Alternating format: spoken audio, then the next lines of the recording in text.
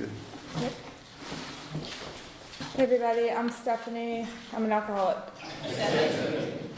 Let me just start by saying that this meeting is a meeting that I wanted to speak at from the very first time that I walked in and heard Jen speak and came up here and got to meet some of y'all. And it was like on my bucket list. And when Steve asked me, I was like, I really don't want to speak right now. There's a lot of personal things going on I'll get to, but in my life that, I just don't feel like I'm like totally in the right place to speak right now, but it's God's plan, not mine. So I'm glad to be here, honored to be asked to speak.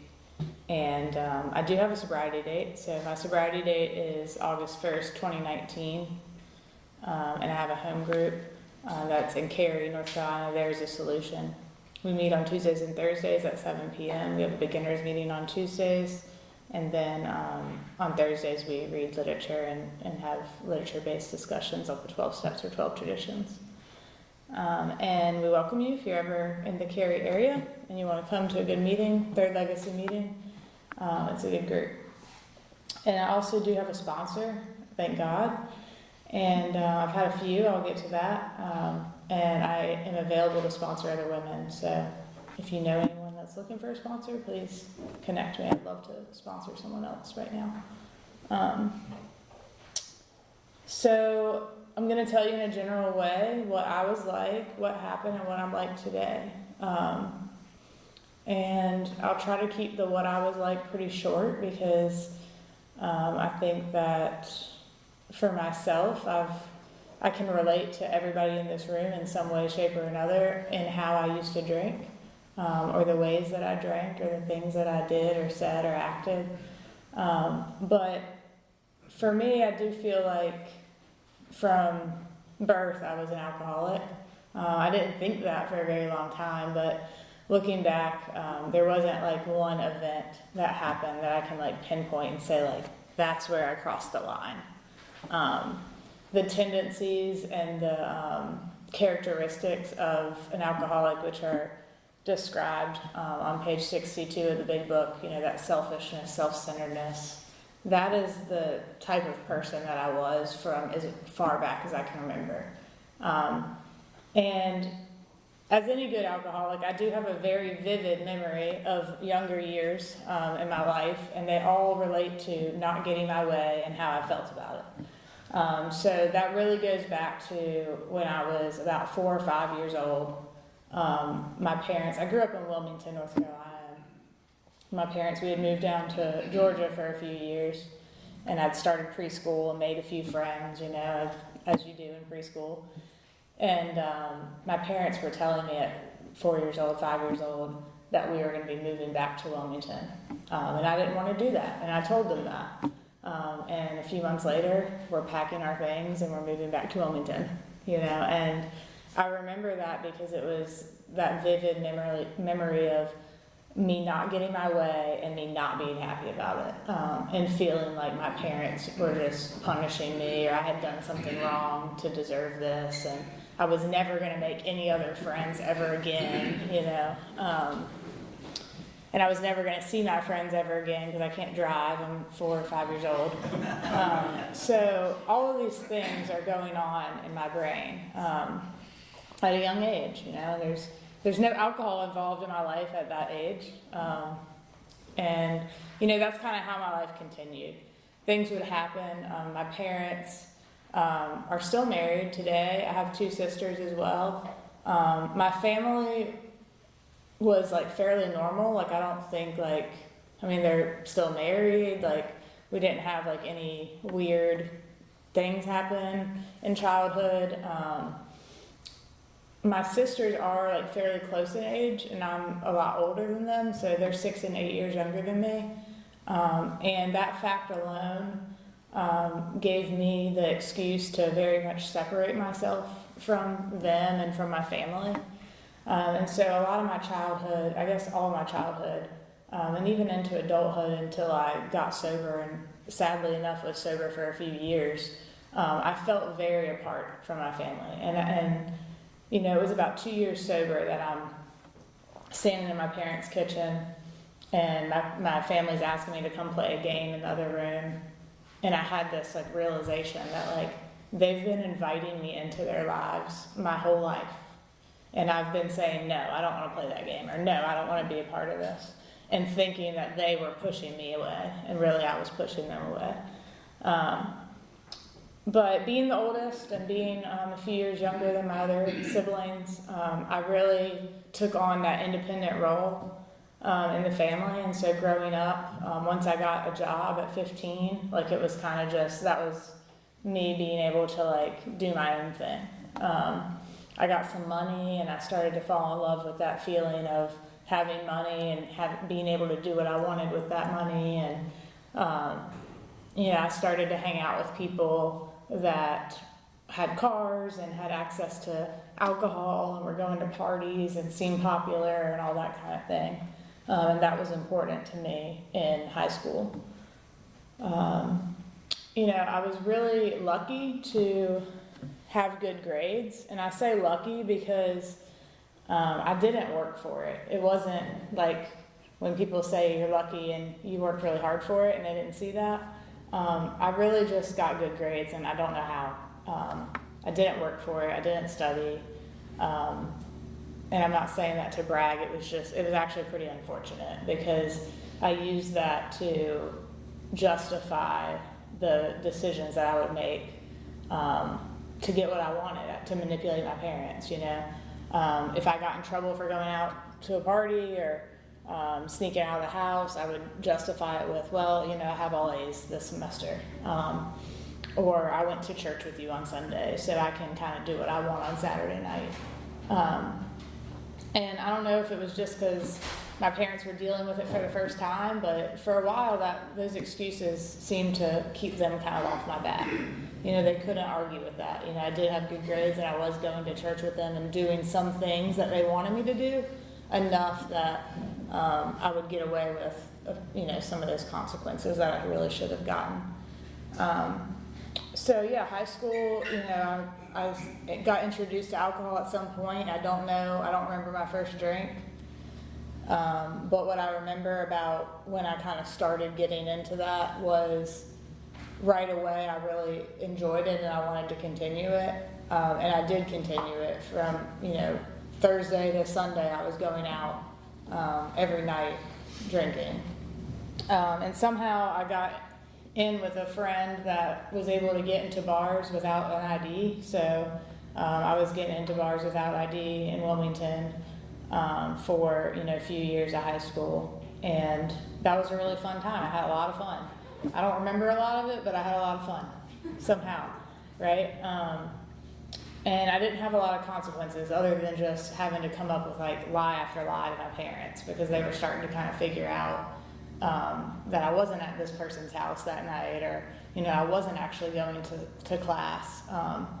And I had some teachers that for whatever reason they didn't care what I scored on a test. They cared if my butt was in the seat. So they started to fail me for not coming to class, even though I was getting A's. And it didn't make any sense to me, and it didn't seem fair. And that was how I got by in high school. And so then college, I ended up going to a college 4.5 hours away from home. The only reason I wanted to go to that college is because it was 4.5 hours away from home, and I wasn't going to have a car, so I wouldn't be able to come home all the time or have my parents come in and see me all the time.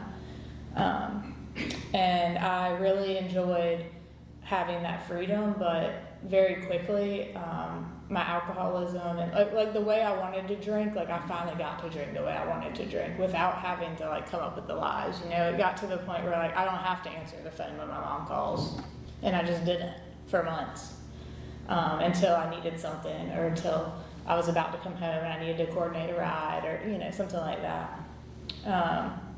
But I was drinking every night, and my first semester, my grades really suffered because, again, I had professors that at this college, which I thought it would change at college, that they didn't really care. You're paying them. They don't really care if you're there. in class, but I went to a smaller school and they actually cared that you went to class. So I started failing classes because I couldn't show up to an 8 a.m. I also couldn't show up to a noon. I mean, it was really just I didn't want to be there, so I didn't show up.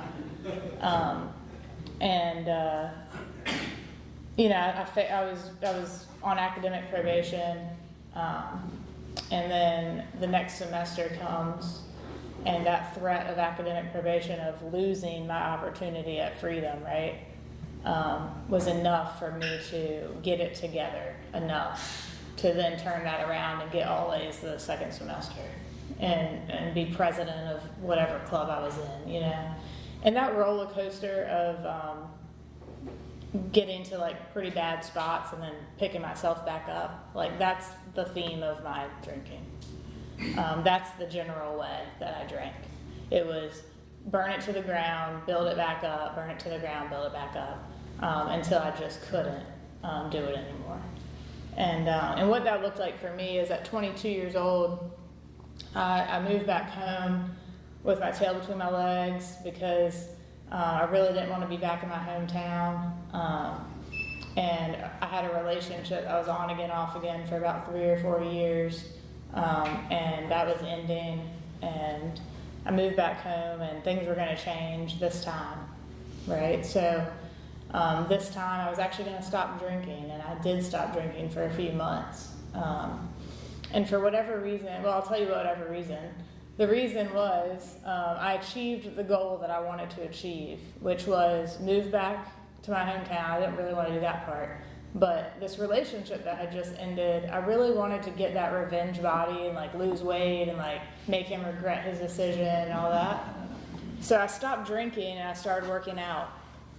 But it turns out that I'm an addict mind, an alcoholic mind, no matter what. I did it with working as a 15-year-old before I drank. And I did it with working out as a 22-year-old. I was working out 4 hours a day and working 60 hours a week at least. And that was the only way I could stay sober.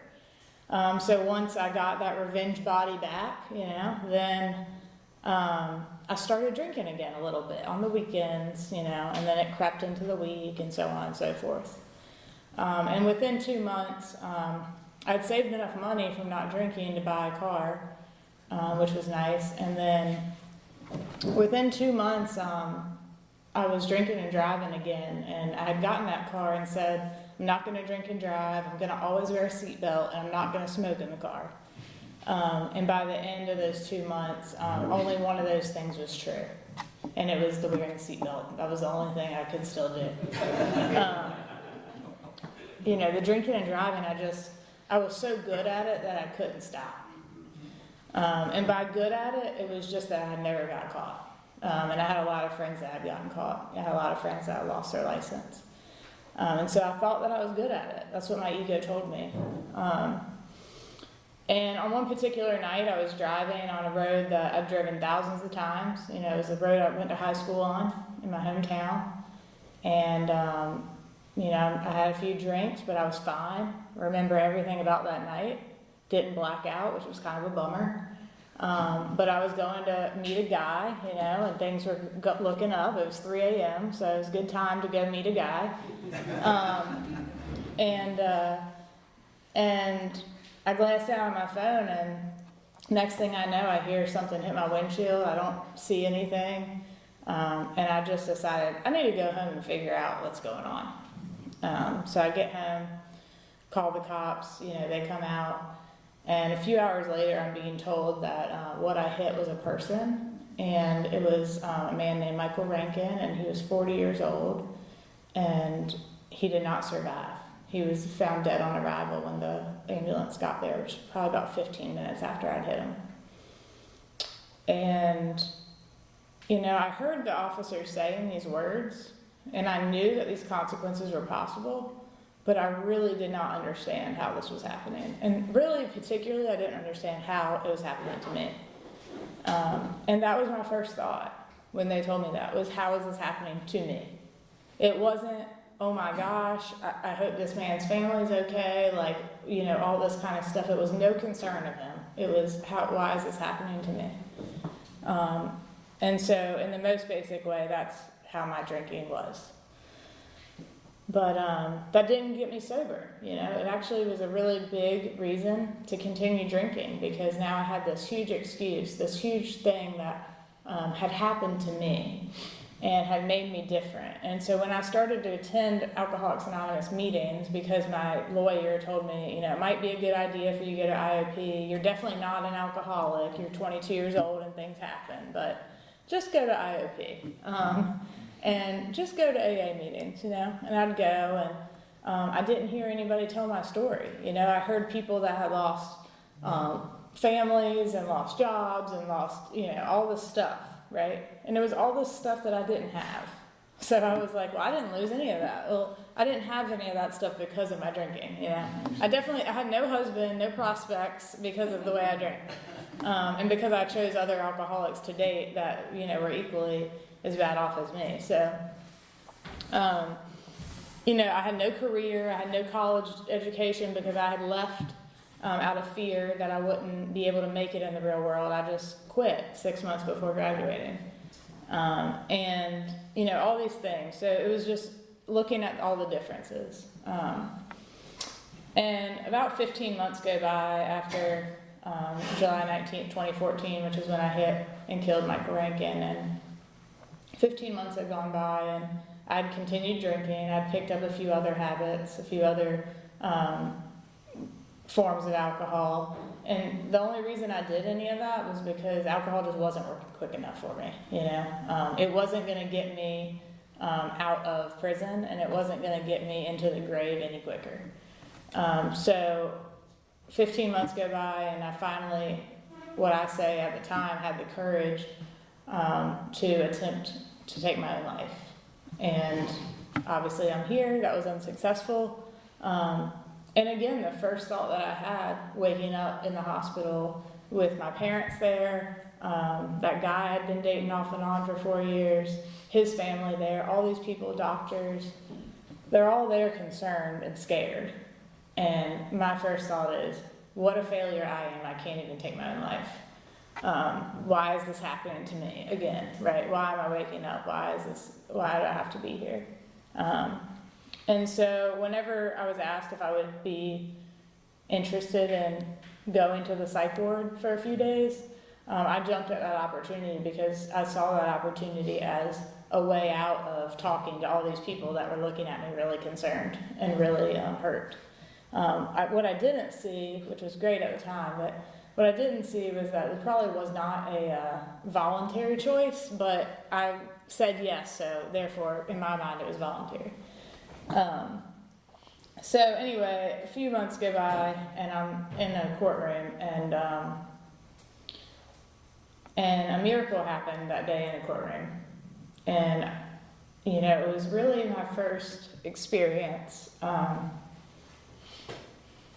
not believing in that God really had a good plan for me, or not believing that everything was going to be okay, but having God's grace. I experienced that day. I pled guilty to 2 felony charges, and that was because I was guilty of them. It wasn't, for whatever reason, I just really felt like I'm going to plead guilty to these charges, and that's the right thing to do. And they were asking for 6 to 8 years active sentence, and the judge, for whatever reason, again, it was God's grace, gave me 5 years supervised probation, no active time. I did have an ankle monitor on for 2 years, so and I wasn't able to drink, and that was something that I heard that day, right? I heard that, and it had been said to me before. I wasn't supposed to be drinking for the last 15 months, but for whatever reason that day I heard, can't drink alcohol, and then the thought came into my mind, and I say it that way, and not saying I thought it, but the thought came into my mind, go to AA. For whatever reason, that's what came into my mind. So I started going to AA with a little more seriousness now, right? Now maybe I have a problem because I can't think about not drinking for 5 years without, I just can't do that. I need help. And so I came here, and I thought just going to meetings was enough. So for a few months, I just did that. And then something really great happened. I ended that relationship with the on again, off again boyfriend. And the reason I ended it is because I was having a conversation with him one night. He's like, yeah, but like, when are you going to drink again? Like, I can't date somebody that's never going to drink again. Like, I get that you like need to stop drinking for a while because like things got bad, but like, when are you going to drink again? And again, it was just like this thought of like, I can't be with somebody that wants me to drink. So I ended that relationship, and about 1 or 2 days later, I went out and used and relapsed, and it didn't make any sense. And it was that cunning, baffling, powerful moment of this great thing happened. I'm breaking up with this guy because he can't imagine dating someone sober, and then I go out and I am not sober. Like, this doesn't make any sense.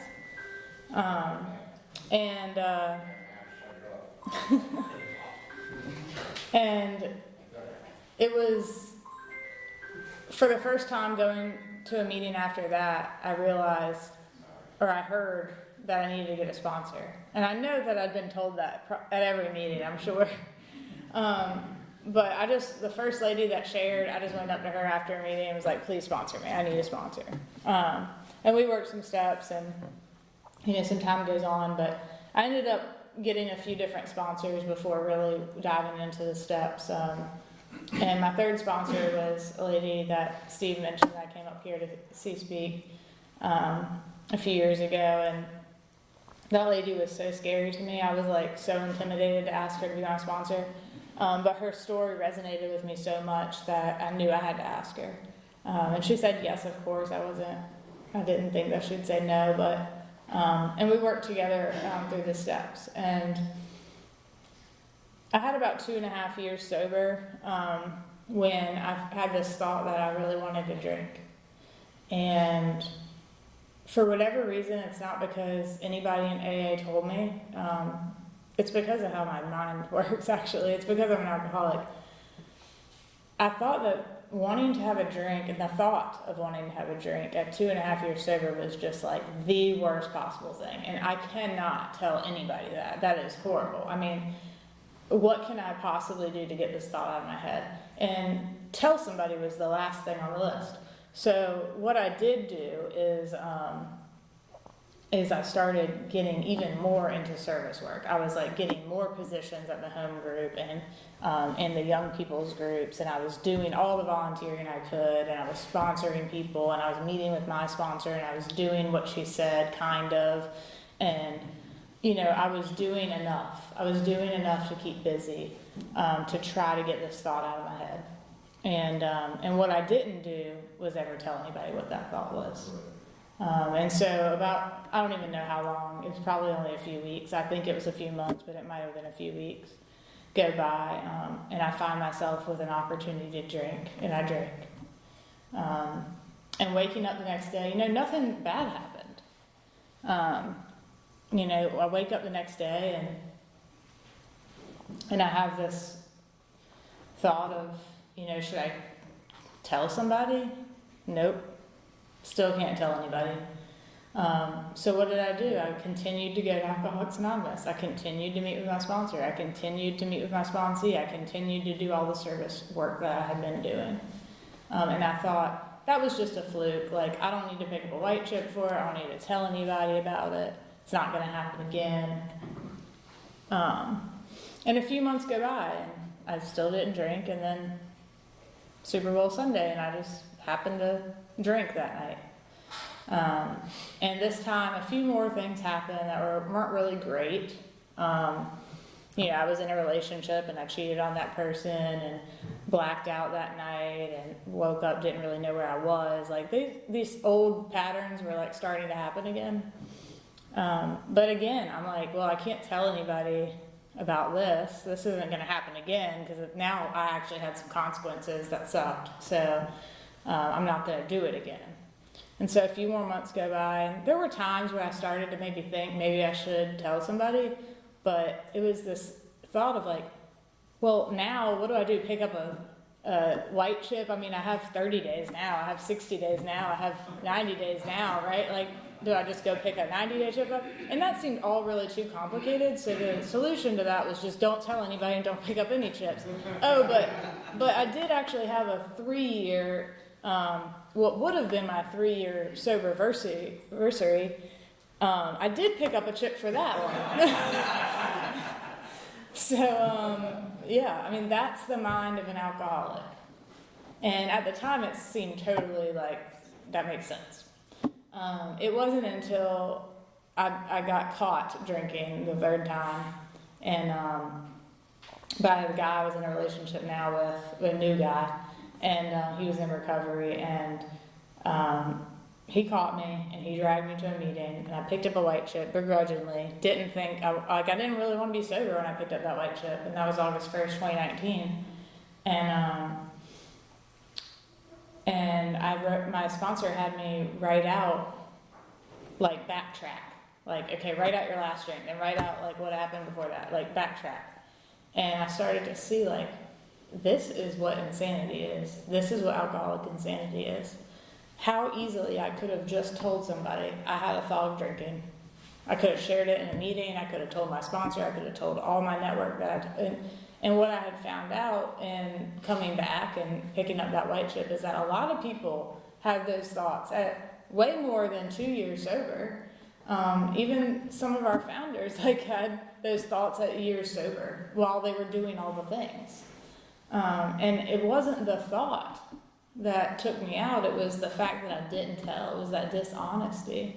And so in the spiritual experience, like appendix, where it talks about honesty, open-mindedness, willingness being like the keys and like indispensable to recovery, like I found that to be true when I came back, was that I absolutely have to be honest. And I have to be honest with someone else, because honest with myself is like a really gray area. Like I thought I was being honest during those 9 months of sobriety where I was, drinking intermittently.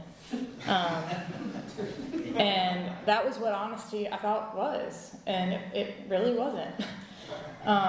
And so this time in sobriety, so what happened, like at this point, was, like I said, I picked up that white chip. I didn't really want to be sober.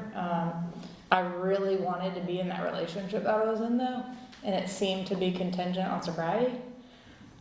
So I started to try a little bit more.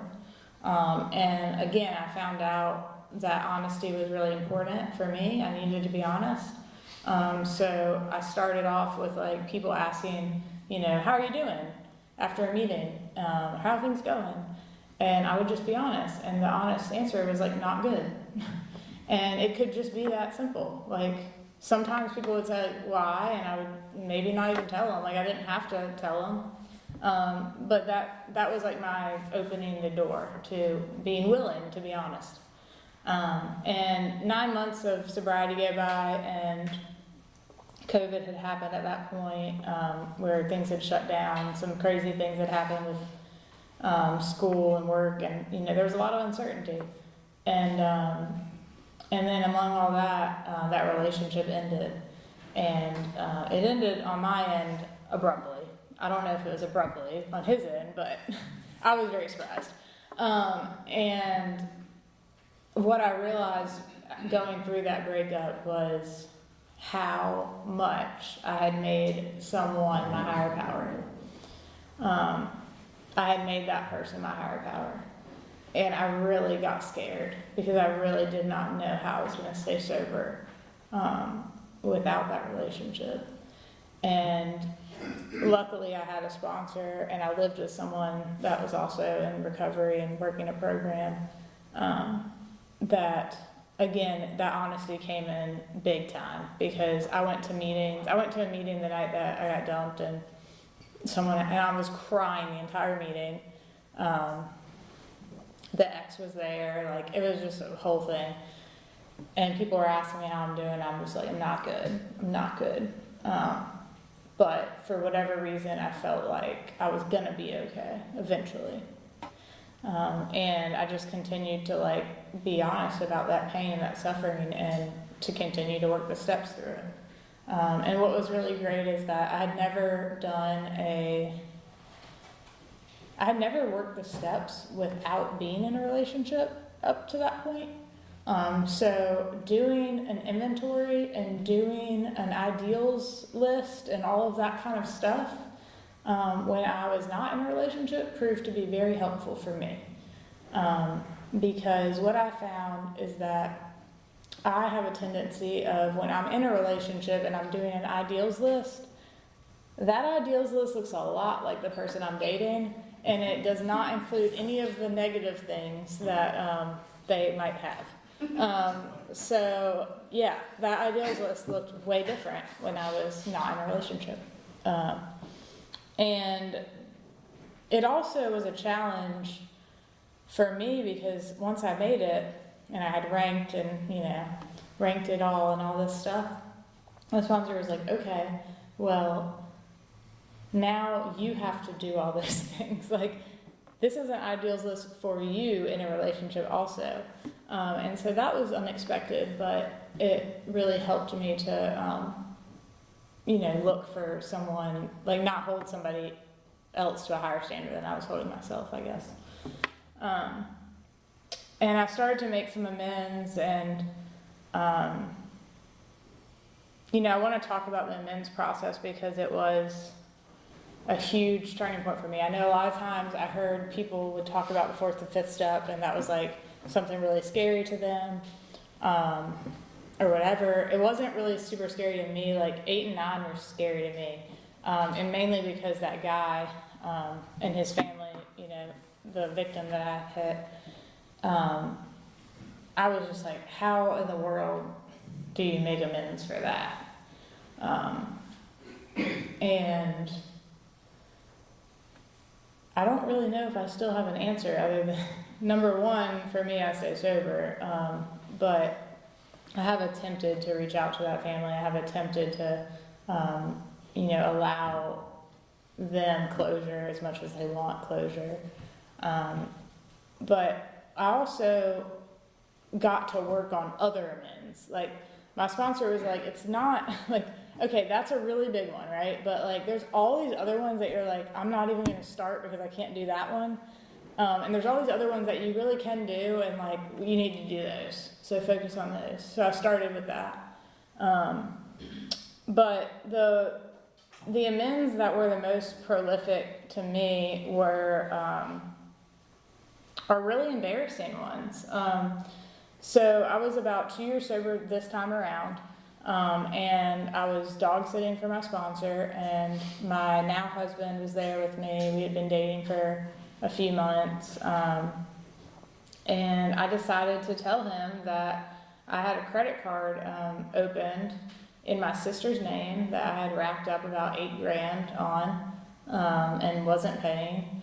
And his response was, you need to tell your sponsor that.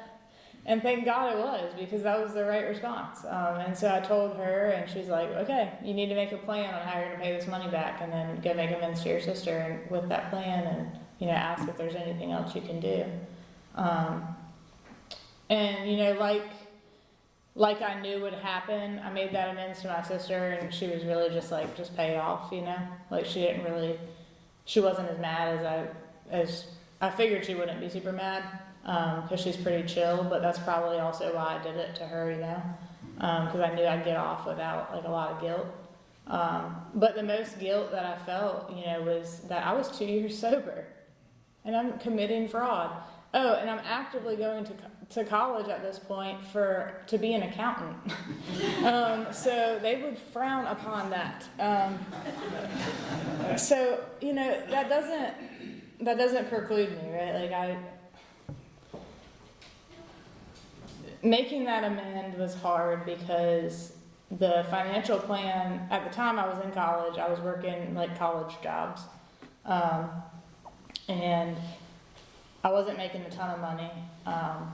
And the amount of money that I agreed to pay towards the credit card every month was like over 50% of my income. So it was felt. But it needed to be felt because I needed to be reminded every month, like, this is what you did. Like, you're lucky that you don't have to pay it all back at one time, and it ended up being a beautiful experience in building my relationship back with my sister. We actually have a relationship today, which we never had before, which is probably, again, why I felt like it was okay to commit fraud, because I don't really know her that well, it's fine. And another amend that was really profound was a friend of mine a girl I'd been friends with since like 4th grade. In high school, she dated this guy for a while, and they broke up, and we were all friends. And then he went off to college up at UNC, and I would come visit him, like as a friend, and we just party and all that kind of stuff. And we ended up hooking up a few times, and she found out about it, and it really, really wrecked her. And that was just the kind of friend that I was. Things would happen like that, and I would be like, I don't know how this happened. Like, I really don't understand, like, how all these people's boyfriends, like, or exes or whatever, like, always want to be with me. I don't get it. And alcohol was always involved. It was just, it was really crappy. I was not a good friend. And this girl was really upset about it. And I had reached out to her before I got sober again to try to make amends. And she was basically like, F you, don't ever talk to me. I'm not interested in hearing anything you have to say. So I go again to try to make this amend because I heard a song on the radio that reminded me of her. And I just reached out to her and I said, hey, I heard this song. It really reminded me of you. And that's all I said. And she was like, why? And then I told her why. And then I told her I wanted to make amends if she was open to it. And she was just like, I have a few questions for you. She asked me a few questions about the situation. I gave her honest answers. And she said, thank you very much. Like, today is my 28th birthday. I've been holding on to this for the last 10 years. I don't want to hold on to it anymore. And that to me was like the greatest gift I could have given her that I didn't even know. Like, I didn't even know it was her birthday. And that's an example of just how God's timing like works. And shows up, and like for whatever reason I couldn't get her off my mind when I heard that song, right? And I reached out. And really a lot of my sobriety is like those moments happening where I can't get somebody off my mind, or I can't get some idea out of my head. And I'd like to say that I act on those things all the time and take action, but I don't. So there's a lot of missed opportunities that I leave on the table that I feel like my higher power is like trying to enter in and just give me that, that thought, that intuitive thought. But what I'm like today, like, it's just, I was thinking about it on a ride here. Carolyn and I were listening to a speaker tape, and it was talking about God's plan for us. And, I wonder about that a lot, I've wondered about why would God allow me to take somebody's life, and then live and then stay sober, and why do other people get 5 DUIs? I don't know. But what really stuck out to me is that God's plan is just for me to have a relationship with him. And however that happens is like kind of up to me in a lot of ways. Like, not everybody has to get to the point that I had to get to. Some people come in, they got 2 cars in the garage, a wife, kids, they have a job, like all that stuff on the outside. And they didn't have to lose all that stuff to have a relationship with God and work these steps. For me, what I needed is I needed that huge wake-up call. I needed that turn in my life for things to get really bad, And even though that wasn't the day I got sober, it was the day that I started heading towards rock bottom as fast as humanly possible, and ended up coming here. And in this last few years, surprisingly, this time around being sober, when I actually have done the steps to the best of my ability along the whole entire time, things have improved very drastically. And in that first 2.5 years that I had, things seemed to like improve for other people and not for me. Because I was kind of half measuring it. And in these last few years, life has just gotten very different. I mean, I have a life today that I mean, truly never thought of. Like, I actively never wanted to get married, never wanted to have kids my entire life. And I'm now married and I have a child. And I'm happy about it. And I'm just going to say a few more words. My son was born a month ago today, and so that's why I feel totally unprepared and unqualified to speak, because I haven't had a lot of sleep. But we were not sure what we were going to name him until we were like, we'll figure it out when he gets here. We had a few names, and there was a name that I really felt strongly about and I fought for, and we ended up naming him that. But his name's Hayes Michael, and Michael is the name of the man whose life I took.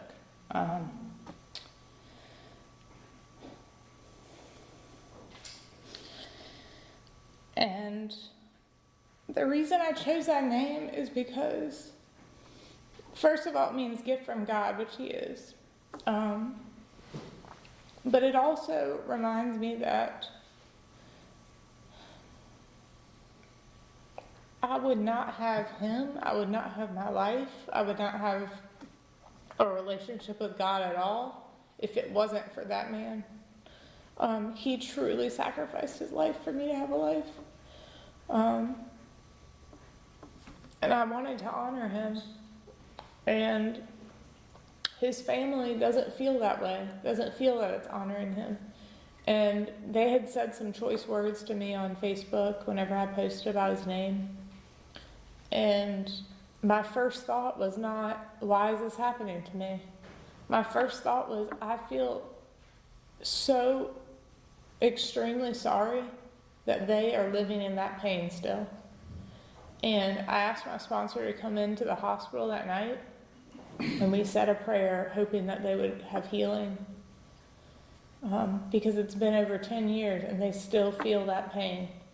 And so if that's how I can sum up like what I'm like today, is that like my first thought is them, and like concern for them, not for the words that they said to me that weren't very nice, you know? Because what I can see is that for many years I said really mean things too, and I did really mean things, and I did really hurtful things, and it was because of how I was feeling inside, and the pain that I felt, and I know that they're having that pain too. And the last thing I want to read is from the book. It was something that we read at our wedding, and it just really resonates. It's on page 100. Both you and the new man must walk day by day in the path of spiritual progress. If you persist, remarkable things will happen. When we look back, we realize that the things which came to us when we put ourselves in God's hands were better than anything we could have planned. Follow the dictates of a higher power, and you will presently live in a new and wonderful world, no matter what your present circumstances. Thanks.